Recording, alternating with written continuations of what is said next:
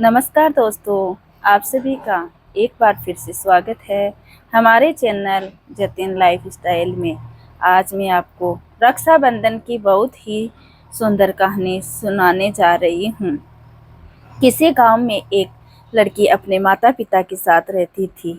वह अभी 6-7 साल की थी, लेकिन उसके कोई भाई नहीं था। वह भगवान श्री कृष्ण की पूजा किया करती थी। एक बार की बात है, रक्षाबंधन का त्योहार आने वाला था। राखी वाला राखियां बेचने आया तो सब लोग राखियां देखते हैं। वह लड़की भी अपनी सहेलियों के साथ राखियां देखती हैं, तो उसका भी राखी खरीदने का मन करता है। तो वह राखी वाले से राखी दिखाने के लिए कहती हैं। इस पर उसकी सहेलियां कहती हैं कि तेरे तो कोई भाई नहीं है, तू किसके राखी बांधेगी? तू क्यों राखी ले रही है?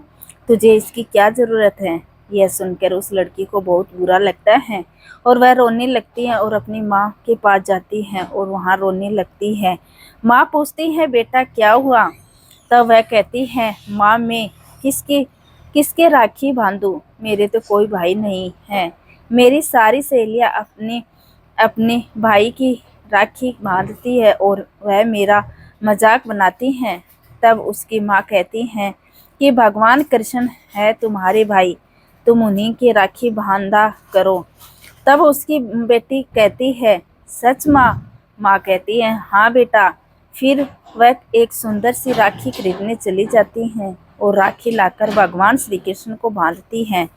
तब वह भगवान श्री कृष्ण को अपना भाई मानने लगती हैं। अब वह हर साल खुशी से राखी खरीदती और भगवान कृष्ण को राखी बांधती। धीरे धीरे समय बीतने लगा और वह विवाह योग्य हो जाती हैं। वह नियमित रूप से अब भी भगवान श्री कृष्ण की पूजा करती थी तथा रक्षाबंधन पर उनकी राखी बांधती थी। उसके माता पिता उसका विवाह एक संपन्न परिवार में कर देते हैं। वह अपने ससुराल में पहुंच जाती हैं। उसके ससुराल में ससुर, 2 जेठ जेठानियां थे। वह सबसे छोटी थी। वह अपने ससुराल में भी भगवान श्री कृष्ण की पूजा किया करती थी। सबसे छोटी होने के कारण घर का ज़्यादातर काम वही करती थी। वह सबसे मिलकर रहती, सास ससुर की सेवा करती। इसी तरह समय बीतता है और सावन का महीना आ जाता है। सब बहुएं रक्षाबंधन पर अपने मायके जाने की तैयारी शुरू कर देती हैं, लेकिन वह चुप रहती हैं क्योंकि वह जानती थी उसके तो कोई भाई नहीं है, तो उसे कौन लेने आएगा। अब रक्षाबंधन का त्योहार आता है। उसकी जेठानी सुबह जल्दी उठकर काम खत्म करती हैं और मायके जाने को तैयार हो जाती हैं। वह चुपचाप अपना काम करती रहती हैं। तब उसकी जेठानी उसे चिढ़ाती हैं कि छोटी, तेरे तो कोई भाई नहीं है, तो तुझे कौन लेने आएगा? तू अपने मायके कैसे जाएगी? जेठानी की बातें सुनकर उसको बहुत बुरा लगता है। वह भगवान श्री कृष्ण को राखी बांधती है और बहुत रोती है। तभी एक आदमी उसके ससुराल आता है। वह उसके ससुर से कहता है, मैं तुम्हारी छोटी बहू के दूर का भाई हूँ और रक्षाबंधन पर मैं इसे लेने आया हूँ।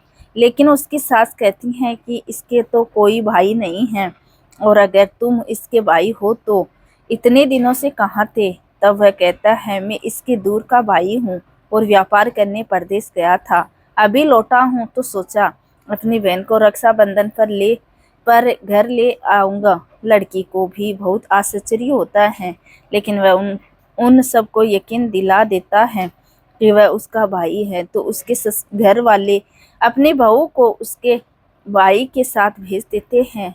वह उसके साथ घर जाती हैं। वहाँ उसकी भाभी उसका खूब स्वागत करती हैं। फिर वह अपने भाई को राखी बांधती है और ननंद भाभी मिलकर खूब बातें करती हैं। अब वह लड़की बहुत खुश थी। इधर उसकी जेठानियाँ घर आकर उसके पति से कहती हैं, ये कौन सा भाई है? अब तक कहाँ था और अचानक कैसे आ गया? उसका पति भी सोच में पड़ गया। फिर 2 दिन बाद उसका पति उसे लेने गया तो वहाँ बहुत बड़ा महल था। वहाँ सबने उसकी खूब खातिर की। उसे भी बहुत अच्छा लगा। फिर भाई भाभी ने खूब सारा धन और उपहार देकर अपनी बहन को विदा किया। रास्ते में आकर उसके पति ने कहा कि मेरा कुर्ता तुम्हारे घर रह गया है, मैं उसे लेकर आता हूँ। तो लड़की ने कहा, इतनी दूर निकल आए हैं, रहने दो, दूसरा ले लेना। लेकिन उसका पति नहीं माना और वो वापस महल की तरफ जाने लगा। जब वह वहां पहुंचा तो देखा कि उसका कुर्ता एक पेड़ पर टंगा है और महल गायब है। वह गुस्से से अपनी पत्नी के पास आता है और उसे डांटता है, कहता है, कहाँ है तेरा भाई?